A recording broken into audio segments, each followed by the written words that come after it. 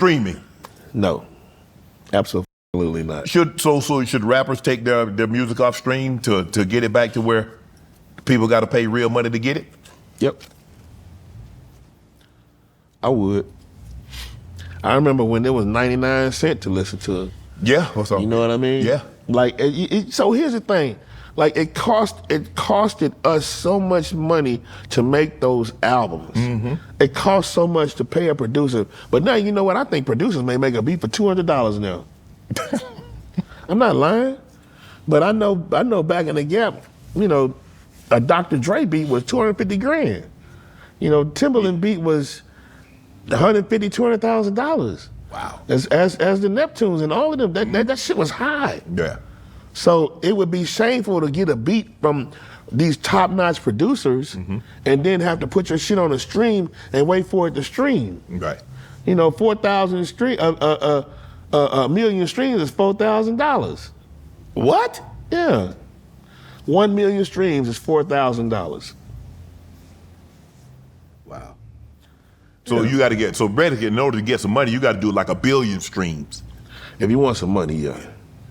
So like Drake and Kendrick, they doing billions. They doing billions of streams. So they getting money. Yeah, Beyonce, Taylor Swift. Streams. You know. But it's too much red tape, man, in between that, because you don't never know. It's kind of like the record selling too. You don't know how many records you really sold. Right. You know what I mean? What they tell you. It's just go by what they tell you. You know. But the streaming, I'm still not hip to how this works. Right. And that's why I'm not putting out any new music. I'm not releasing any new music, because it would just be all done in vain. Because those people have come up with something so slick to cut us all the way out the money. Mm. You know, the mom and pop saved hip hop. The mom and pop saved our lives. Because if we couldn't do anything else, we can sell 100,000 records and make $1 million. Mm-hmm. God forbid you sold 1 million records and made $10 million.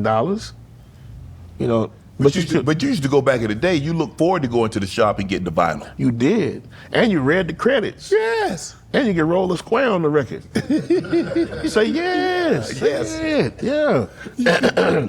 You know, you pop the cassette in.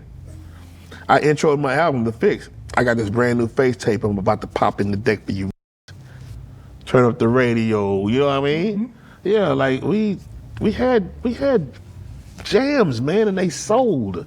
Not just listening to shit, man, and I'm gonna listen to this, and I'm gonna pay him half a penny, but after this, I want to hear something else and pay them half a penny. No, you had to buy that body of work.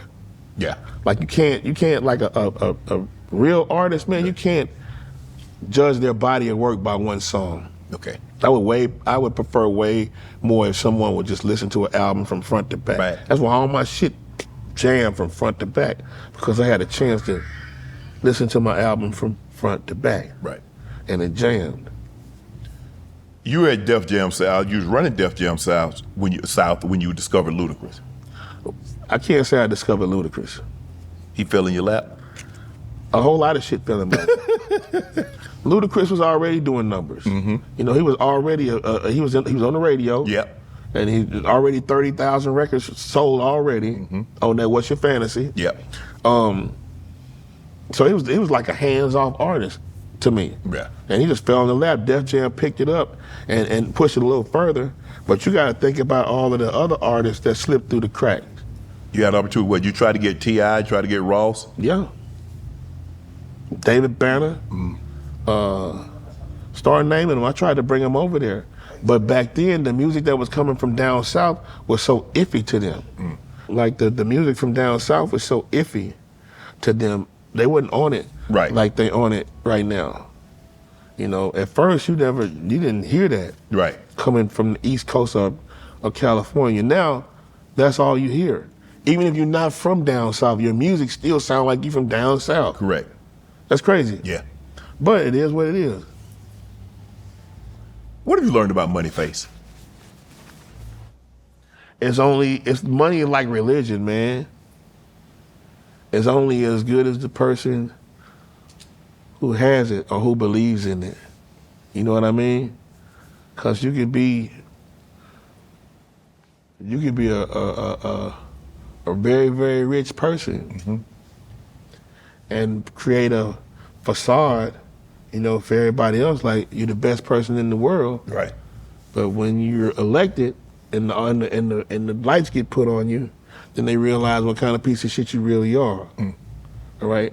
Or you can be just a regular person with no money and be the greatest person in the world. So it's only as good as the person who believes in it or has it. It's like religion.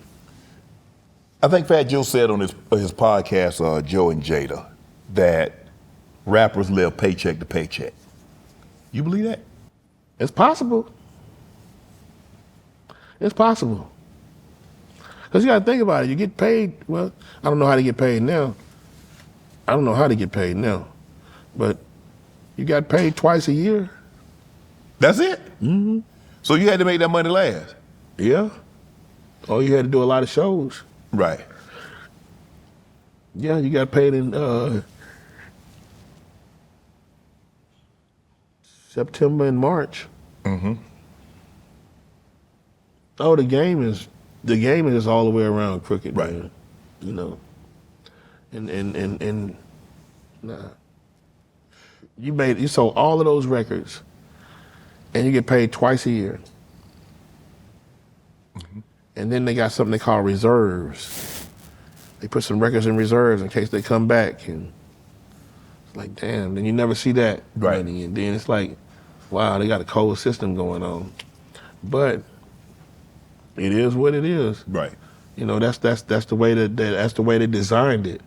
And I'm looking at all of the older artists that's like older than me. I'm looking at George Clinton get all his shit back. You know, they got it to where. So your thing's gonna revert back to you after what, 25 years? 35. 35. So you ain't got but like 10 to go. 10. Yeah, you ain't got much longer. You think I'll be here that long? Yeah, you be here. Okay. Yeah. I mean, come to Houston, man. You Copyrights. See, I'm not kicking it with you, bro. Face. No, sir.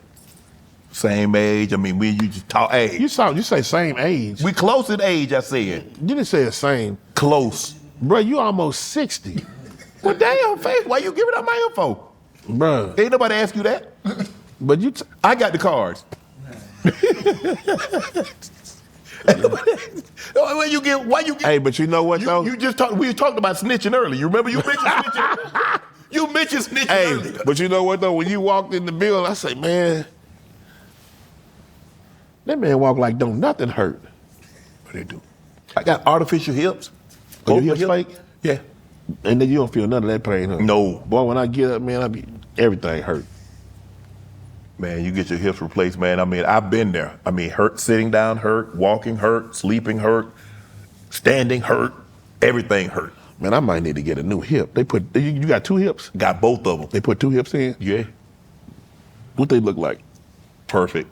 I mean, because you got to realize your hips are arthritic. Your hips are they call probably arthritic.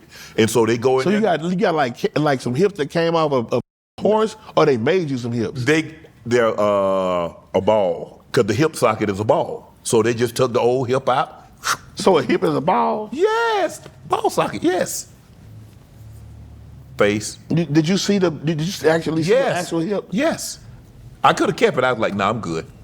You don't ever want to remember that shit no more, huh? that was bad for years. Yeah, I got up out the chair, man, and Shannon was like, damn, Face. Yeah, what's man. wrong with you, man? Man, that shit hurt, man. I play golf every day. And I'm hurting right now. Look like you play football every day. Want to join Club Shay Shay? Become an official member by hitting that subscribe button, where you never know who's going to be joining us for drinks and conversation. Don't be late to the party, because you know we like to do something before 2 something.